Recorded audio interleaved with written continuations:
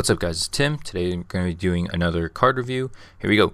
First up is a 5-mana 5/5 Mage Elemental rare called the Bonfire Elemental Battlecry. If you play an Elemental last turn, draw a card. This is going to be really good in Elemental Mage, Big Spell Mage. You got Frostless Jaina, you got Tar Creeper, you got a bunch of things. Water Elemental fits right the curve. 5-mana 5/5 is perfect. Drawing a card is very good. This is going to be an excellent card. Yeah, I don't see a lot of drawbacks on this. Even if you don't get the thing off, it's a 5-mana 5/5. I think it will make constructed play, and I think it will make Big Spell Mage even better than it is already. So this is definitely a very good card. Definitely will see competitive play, and well, not definitely. I guess if Big Spell is good enough, it will. But Big Spell is pretty good right now, so I think it will fit into that deck very nice.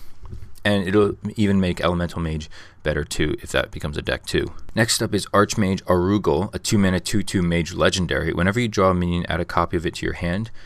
This card is not bad. It's very cheap, so you can play it and then play, I don't know, Arcane Intellect or something else that draws you cards, and that could be pretty good. You can get like doubles of those cards.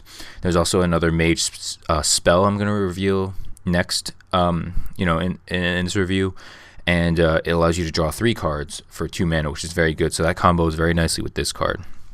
On its own, it's not too good, but it's not really a turn 2 play. So you see what kind of deck it goes into, but I can see it potentially being in the meta. Let's move on. Next card up is Blink Fox, a 3-mana 3/3 Rogue Beast common Battlecry. Add a random card to your hand from your opponent's class.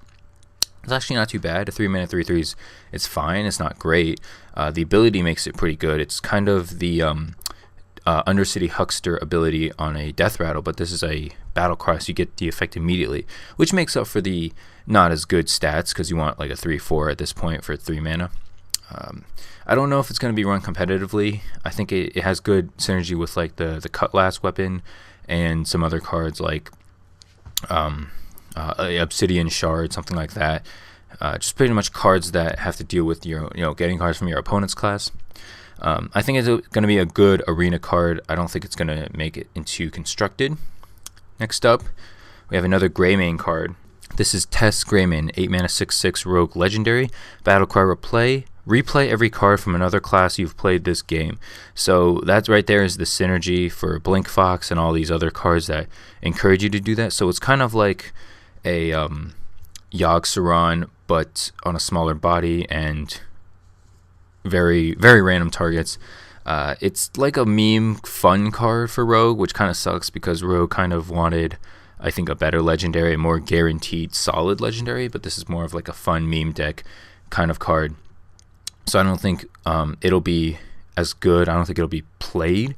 The targets are chosen randomly, and it's an 8-mana 6/6, which is not very good. I'm curious if it can hit itself. I think it might be able to, kind of like how Yogg was. So if you know in the comments, just go ahead and write that, and I'll appreciate that. But we're gonna move on.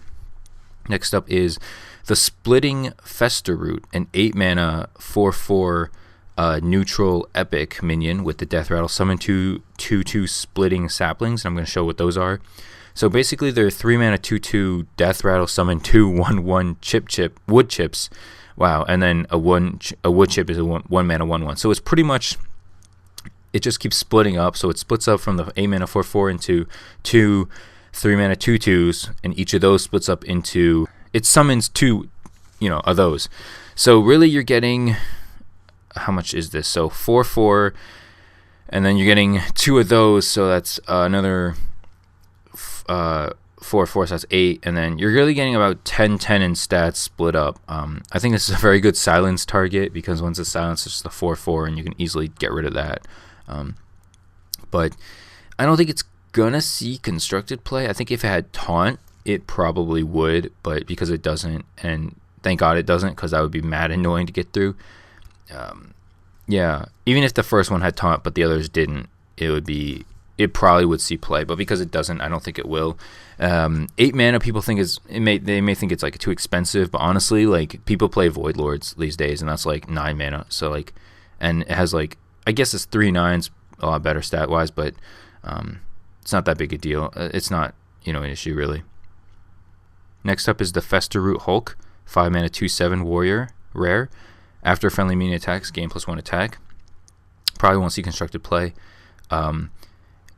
it's gonna go into rush decks, I'm pretty sure. Besides from that, I don't think it's gonna see play. So it's good stats, but it doesn't really serve a purpose besides like rush decks. If Rush Warrior takes off, then this will probably make it in there. Next up is the Mossy Horror, 6 mana 2/7, neutral epic. Battlecry, destroy all other minions with 2 or less attack. This actually could see play.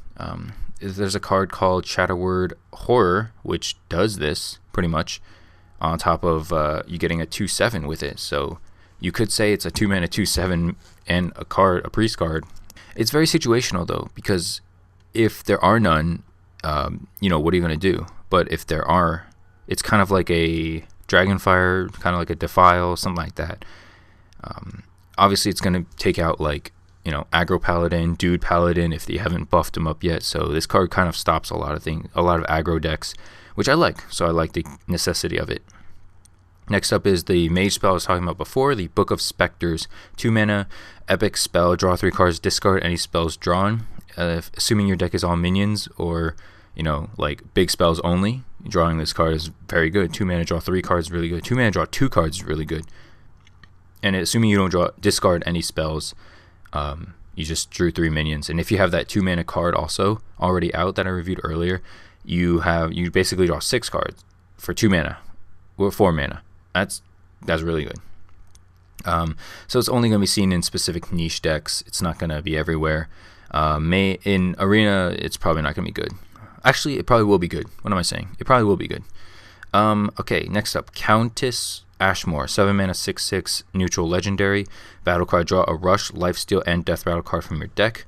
Kind of like Curator, but better stats without taunt, and it draws more specific cards. I think it's very good because the 7 mana slot is not very competitive right now. People are running like Baron Geddon, and like that's about it.